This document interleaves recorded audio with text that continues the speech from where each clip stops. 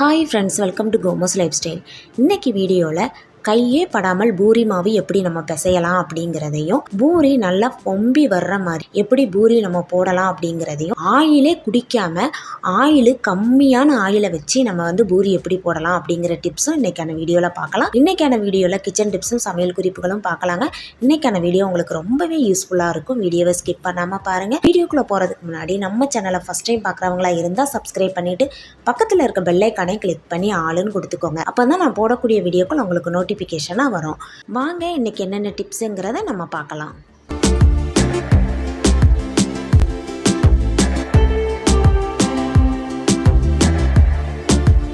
First tip என்னென்னா, நம்ம சாம்பாரோ இல்லைனா குக்கரில் நம்ம ஏதாச்சும் சமைக்கிறோம் அப்படின்னா பொங்கி பார்த்திங்கன்னா குக்கர் மூடி எல்லாம் அப்படியே கொட்டி போய் இருக்குங்க. நமக்கு அதை க்ளீன் பண்ணுறதே ரொம்ப கஷ்டமாக இருக்கும். இதுக்கு நம்ம ஒரு அருமையான டிப்பு பார்க்கலாம். இதுக்கு நான் டிஷ்யூ பேப்பர் எடுத்துருக்குறேங்க. இந்த மாதிரி மடிச்சுக்கோங்க. மடிச்சுட்டு அந்த குக்கர் விசில் போடுவோம்ல, அந்த இடத்துல நம்ம லைட்டாக கிழிச்சு விட போகிறோங்க. இப்படி மடிச்சுக்கிட்டீங்க அப்படின்னா இந்த சென்டர் பகுதியில் இப்படி லைட்டாக கிழிச்சிக்கோங்க. உங்களுக்கு ஒரு சர்க்கிள் மாதிரி கிடைக்குங்க. பாருங்கள், இந்த அளவுக்கு ரவுண்டாக கிடைக்கும். இப்போ அந்த விசில் போடுற இடத்துல நம்ம இந்த டிஷ்யூ பேப்பரை இப்படி மாட்டி வச்சிடலாம். மாட்டி வச்சதுக்கப்புறம் நம்ம விசிலை போட்டுக்கலாம். இப்போ போட்டுட்டு குக்கரையும் நான் க்ளோஸ் பண்ணிடுறேன். நான் இப்போ ஒரு 3 விசிலுக்கு நான் வச்சு எடுத்துக்கிறேங்க. நான் சாம்பார் தான் வைக்கிறேன். இது 3 விசில் வரட்டும். பாருங்கள், நான் உங்கள்கிட்ட லைவாகவே காட்டுறேன். விசில் வரும்போது அதில் இருந்து பொங்கி வர்ற அந்த தண்ணி எல்லாமே இந்த டிஷ்யூ பேப்பர்லேயே பட்டு உறிஞ்சிக்கும். நான் காட்டுறேன் உங்ககிட்ட. விசில் வரட்டும், நம்ம பார்க்கலாம்.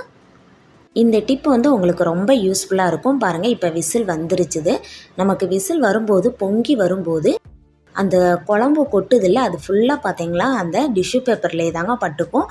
நமக்கு குக்கர் மூடியில் எதுவுமே படாது. பாருங்கள், இப்போ விசிலும் போயிருச்சுது. நான் விசிலை கலட்டிட்டு இந்த டிஷ்யூ பேப்பரை நான் எடுத்து காட்டுறேன்.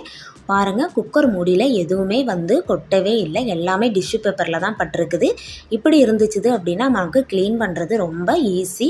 இல்லை அப்படின்னா குக்கர் மூடி எல்லாம் பட்டு நமக்கு அடுப்பு எல்லாமே நாஸ்தி ஆயிருங்க.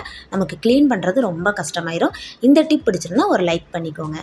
அடுத்த டிப்பு பச்சை மிளகா நம்ம கைட்டை கட் பண்ணும்போது நம்ம கையெல்லாம் பயங்கரமாக எரியுங்க. அப்படியே ரொம்ப காந்தும். நம்ம தேங்காய் எண்ணெய் எது போட்டாலும் சரி கொஞ்ச நேரத்துக்கு பயங்கரமாக எரியும். நீங்கள் பச்சை மிளகாலாம் அதிகமாக கட் பண்ணுறீங்க அப்படின்னா இந்த டிப் உங்களுக்கு ரொம்ப யூஸ்ஃபுல்லாக இருக்கும். இதுக்கு நான் ஃபோக் எடுத்துருக்குறேங்க. இப்போ பச்சை மிளகாவெல்லாம் அதில் நம்ம இந்த மாதிரி குத்திட்டு இப்போ நீங்கள் சிசர் வச்சு எவ்வளோ பச்சை மிளகானாலும் கட் பண்ணலாம். உங்கள் கையே படாதுங்க.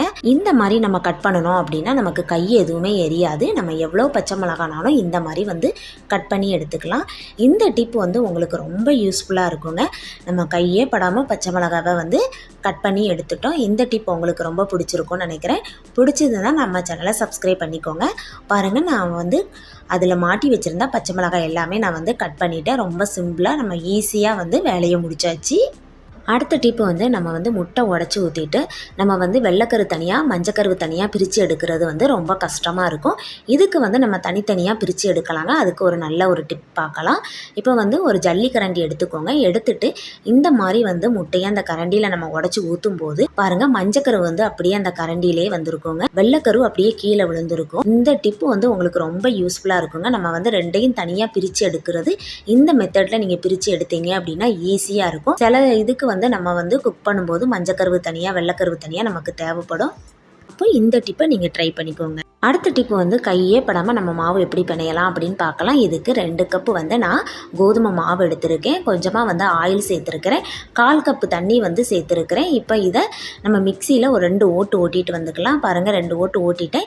இப்போ ஒரு கரண்டி வச்சு மாவை ஒன்றா கலந்துட்டு மறுபடியும் நம்ம ஒரு ஓட்டு ஓட்டி எடுத்துகிட்டு வந்துக்கலாம். பாருங்கள், நான் ஓட்டிட்டு வந்துட்டேங்க. பூரிக்கு நம்ம மாவு அரைக்கும் போது தண்ணி ரொம்ப கம்மியாக சேர்த்துக்கோங்க. மாவு கொஞ்சம் இருகலாக இருக்கணும். பாருங்கள், நம்ம இனிமேல் இதை பிசையணும்னு தேவையே கிடையாது. அப்படியே இன்னொரு பவுலில் மாற்றிக்கலாம்.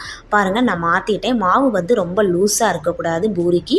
அப்போ தான் நமக்கு பூரி நல்லா ஃபஃப்னு பொம்பி எலும்பி வரும். நான் சின்ன சின்ன உருண்டைகளாக உருட்டிக்கிறேன். நான் சின்ன சின்ன பூரியாக தான் போட போகிறேன். இந்த அளவுக்கு நான் உருட்டிக்கிறேன். உங்களுக்கு எந்த அளவுக்கு போட போகிறீங்களோ அந்த சைஸில் நீங்கள் உருட்டிக்கோங்க. இப்போ நான் சப்பாத்தி பலகை எடுத்துருக்கேன். இப்போ ஒரு 1/4 டீஸ்பூன் ஆயில் சேர்த்துக்கிறேன். இந்த ஆயிலை எல்லா பக்கமும் படுற மாதிரி நல்லா பரப்பி விட்டுக்கலாம். இந்த மாதிரி ஆயில் அப்ளை பண்ணுனா நமக்கு ஒட்டாமல் வரும். அதனால தான் நம்ம ஆயில் ஊற்றி இருக்கிறோம். இப்போ எல்லா பக்கமும் ஒன்று போல் நல்லா ராவி விட்டாச்சு. இப்போ நான் ஒரு பிளேட் எடுத்திருக்கேன். இந்த பிளேட்லேயும் கொஞ்சமாக ஆயில் தொட்டு இந்த மாதிரி எல்லா பக்கமுமே நான் வந்து தடவி விட்டுக்கலாம்.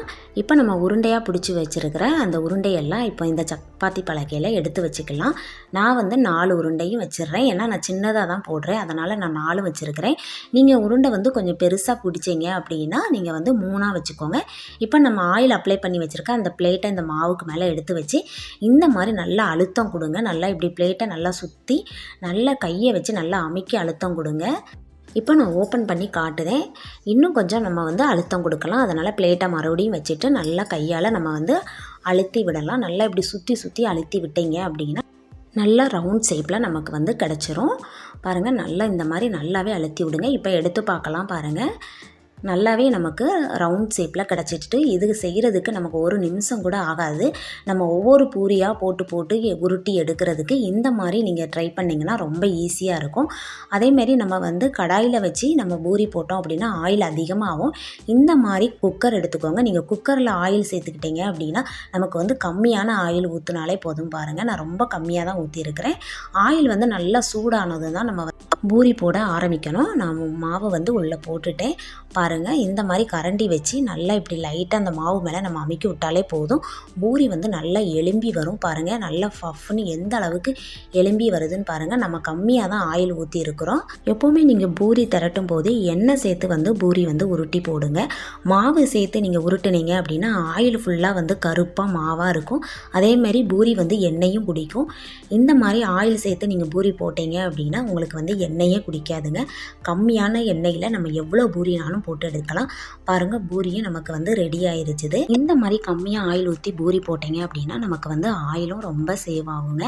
நம்ம ரொம்ப சூடாக்குன ஆயிலை வந்து நம்ம வந்து திரும்ப திரும்ப யூஸ் பண்ணுறது நம்ம ஹெல்த்துக்கு வந்து நல்லது கிடையாது. இந்த டிப்பை ஃபாலோ பண்ணி நீங்கள் பூரி போட்டு பாருங்கள். உங்கள் பூரியும் நல்லா வரும். உங்களுக்கு ஆயிலும் கம்மியான செலவில் ஆகுங்க. இந்த டிப் பிடிச்சிருந்தா மறக்காமல் நம்ம சேனலை சப்ஸ்கிரைப் பண்ணிக்கோங்க. இன்றைக்கி பார்த்த டிப்ஸ் எல்லாமே உங்களுக்கு ரொம்ப யூஸ்ஃபுல்லாக இருந்திருக்கும்னு நினைக்கிறேன். உங்களுக்கு எந்த டிப்ஸ் ரொம்ப பிடிச்சிருந்தது அப்படிங்கிறத கமெண்டில் சொல்லுங்கள். வீடியோ பிடிச்சிருந்ததுன்னா லைக் பண்ணுங்கள். உங்கள் ஃப்ரெண்ட்ஸ் அண்ட் ஃபேமிலிக்கு ஷேர் பண்ணுங்கள். மறக்காமல் சப்ஸ்கிரைப் பண்ணுங்கள். பக்கத்தில் இருக்க பெல் ஐக்கானையும் கிளிக் பண்ணி ஆளுன்னு கொடுத்துக்கோங்க. அப்போ தான் நான் போடக்கூடிய வீடியோக்கள் உங்களுக்கு நோட்டிஃபிகேஷனாக வரும். தேங்க்யூ.